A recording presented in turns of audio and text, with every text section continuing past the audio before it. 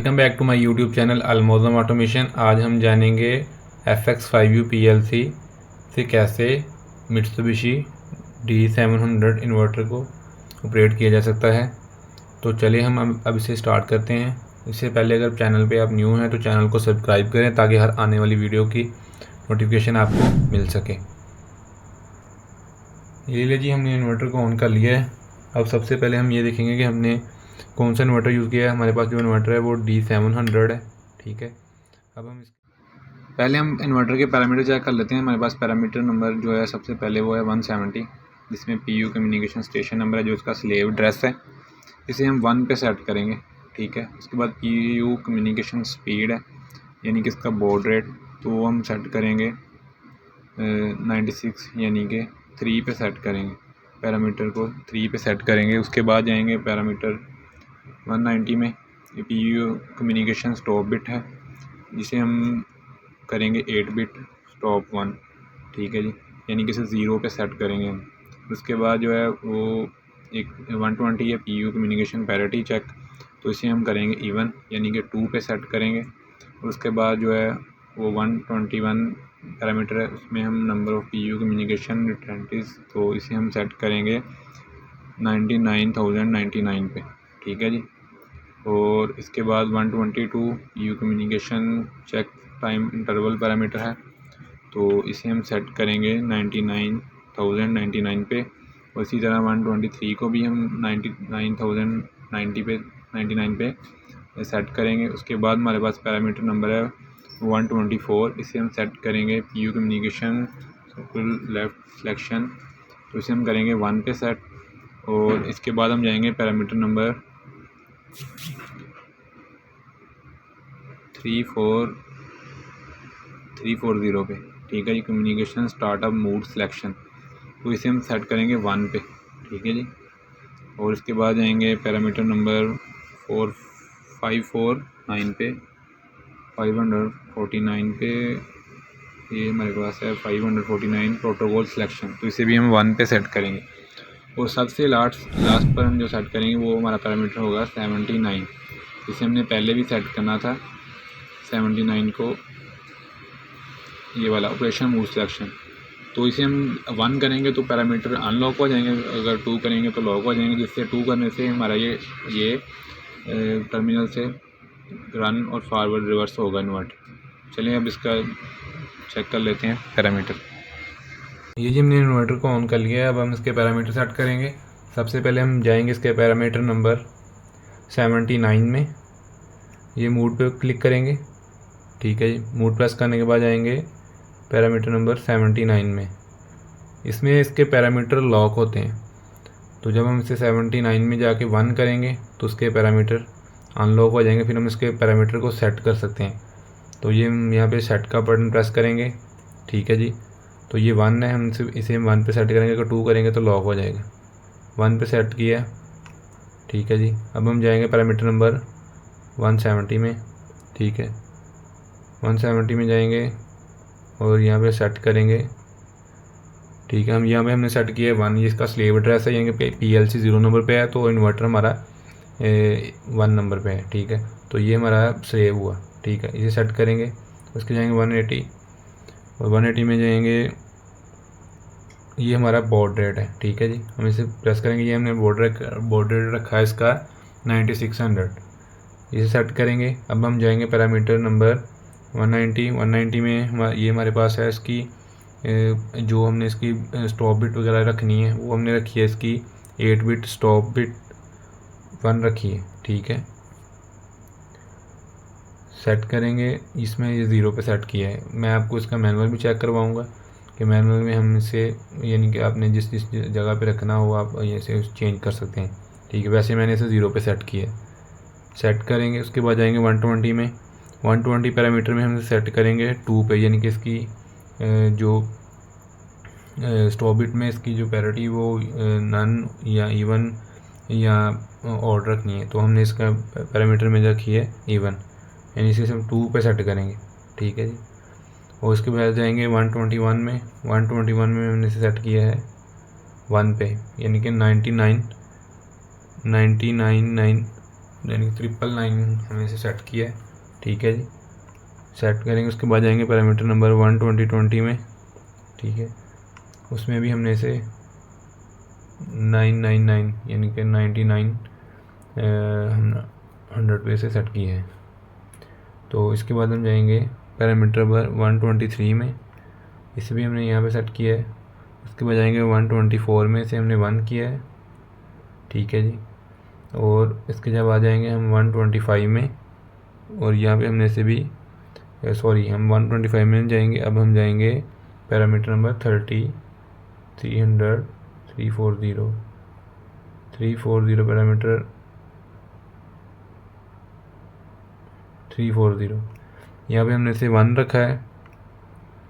और इसके बाद जाएंगे हम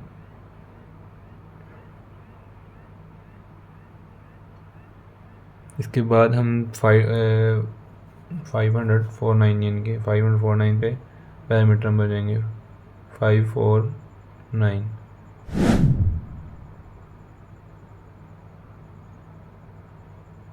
यहाँ पे सेट करेंगे, इसे भी हमने 1 सेट किया है। ये जी हमारा इन्वर्टर के पैरामीटर सेट हो चुके हैं। अगर किसी भी चीज़ की समझ ना लगी हो तो आप कमेंट सेक्शन में पूछ सकते हैं। इसे सेट करेंगे। अब हम मूव प्रेस करेंगे और इसके पैरामीटर में जाएंगे 79 में वापस जाएंगे और इसे लॉक करेंगे। ठीक है जी, तो ये मैंने इसे सेट किया और इसे करेंगे 2 पे। ओके जी, अब ये 2 पे टर्मिनल पे काम करेगा।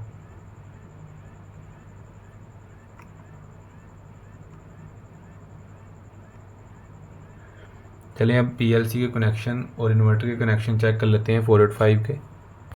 जी हम आप देख सकते हैं कि हमारे पास जो इन्वर्टर है इसमें जो इथरनेट का एक जैक बना है, जिसके ज़रिए हम इसके 485 के कनेक्शन करेंगे, क्योंकि आम रूटीन में जो टर्मिनल होते हैं इनके ऊपर ही जैक बना होता है। ठीक है जी, तो ये हमारे पास इथरनेट का जैक है, तो हम इसके ज़रिए से 485 पे कम्युनिकेट करेंगे। ठीक है जी, तो अगर आप जैक को ऐसे पकड़ेंगे, यानी कि ये देखिए ये एक साइड इसकी यहाँ से ये लॉक होता है, तो हम जैक को ऐसे सिंपल, ये मेरे पास जो जैक है इसके अंदर से हर एक टर्मिनल से एक वायर स्ट्रेट, यानी कि स्ट्रेट जैक है, इसमें कोई भी यानी कि जंपर वगैरह नहीं है, सिंपल स्ट्रेट यानी कि ये बनाया गया है। ठीक है जी, तो ये हम इसे जैक को ऐसे पकड़ेंगे। ठीक है, तो ये जो लेफ़्ट साइड है यहाँ से 1 2 3 4 5 यानी कि इसकी टोटल 8 पिन है। ठीक है, तो ये यहाँ से 1 से शुरू होगा। जो हमने इसकी यूज़ की हैं वो हमने की हैं 3 नंबर और 5 नंबर को, 3 नंबर और 5 नंबर को हम लगाएंगे पीएलसी के एसडीए से आरडीए पे। ठीक है जी, 3 और 5 नंबर को वायर को हम जोड़ेंगे। हमारे पास जो 3 और 5 नंबर वायर है, 3 मेरे पास है वाइट और वाइट और ग्रीन, और इसके बाद हमारे पास जो 5 नंबर है वो ब्लू वाइट। ठीक है, ये दोनों हमने जोड़नी है, जोड़ के, और इसे हमने एसडीए से आरडीए पे जंपर करना है।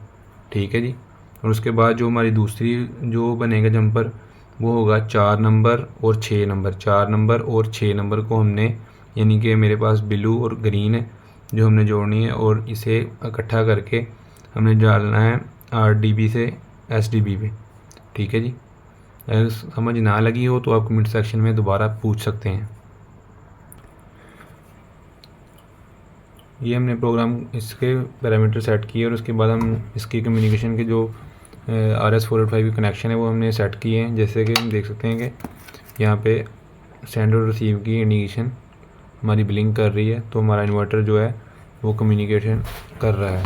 तो अब हम इसका प्रोग्राम चेक कर लेते हैं। तो अपना सॉफ्टवेयर को ओपन किया है, हमारे पास GXWorks 3 है, तो ये इसमें हमने अपना जो एक छोटा सा सॉफ्टवेयर बनाया है जिसमें हमने थोड़ी सी कमांडें यूज़ की हैं। जैसे कि मैं आपको बताता हूँ, पहले हमने जाना है इसके मॉड्यूल के पैरामीटर्स में। ये मैं आपको शुरू से बताता हूँ। सबसे पहले हमने जाना है पैरामीटर्स में, और उसके बाद जाएंगे FX5U CPU में। इसके बाद जाएंगे मॉड्यूल पैरामीटर्स में और यहाँ पर हमारे पास है RS485 सीरियल पोर्ट। इस पर क्लिक करेंगे तो हमारे पास ये एक न्यू विंडो ओपन हो रही है जिसमें हमने यहाँ पे सेट करना है इसका मोडबस RTU कम्युनिकेशन। ठीक है जी। और हमने इसके जो पैरिटी बिट यानी कि जो हमने इन्वर्टर में सेट की है वो सेम इसमें करनी है, जैसे कि इवन स्टॉप बिट 1 और उसके बाद जो इसकी बॉड रेट है वो हमने 9600 रखा है। ठीक है जी। और इसके बाद जाएंगे इसकी फिक्स सेटिंग में, इसके क्लिक करेंगे तो ये इसने यहाँ पे कुछ सेटिंग हमने करनी है।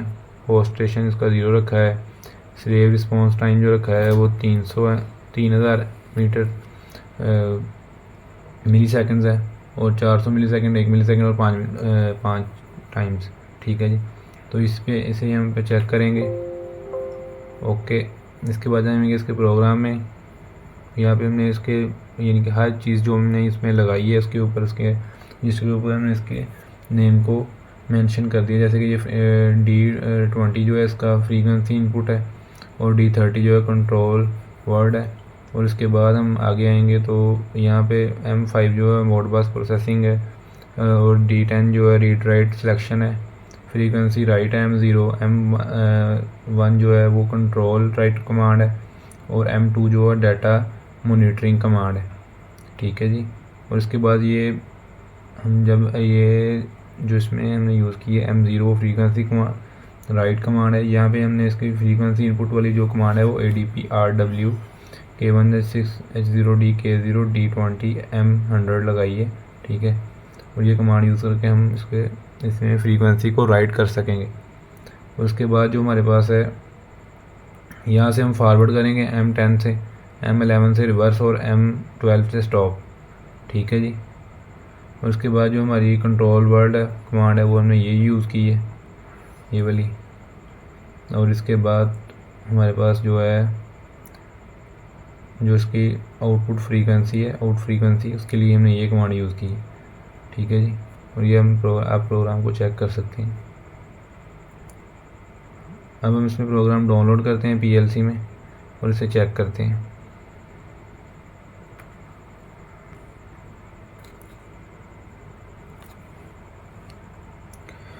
ये देखें जी, हमने यहाँ पे फ्रीक्वेंसी सेट करनी है D20 में। तो यहाँ पे हम आएंगे D20 में, यहाँ पे हम करेंगे शिफ्ट इंटर करने के बाद यस करेंगे और यहाँ पे हम इसकी करंट वैल्यू को मेंशन करेंगे, जैसे कि हमने यहाँ पे 4220 ये हमने इसकी फ्रीक्वेंसी को सेट की है। इंटर करेंगे और नीचे हम फॉरवर्ड चलाएंगे, सही है ना, फॉरवर्ड रन करेंगे तो आप ये देख सकते हैं कि यहाँ पे इसकी फ्रीक्वेंसी और ये हम ऐसे करेंगे रिवर्स तो ये रिवर्स हो रही है।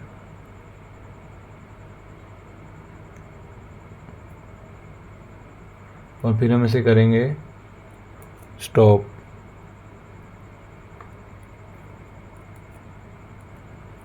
तो ये स्टॉप की तरफ जा रहा है। उम्मीद करता हूँ कि आपको समझ लग गई होगी। अगर किसी चीज़ की समझ ना लगी हो तो आप कमेंट सेक्शन में पूछ सकते हैं।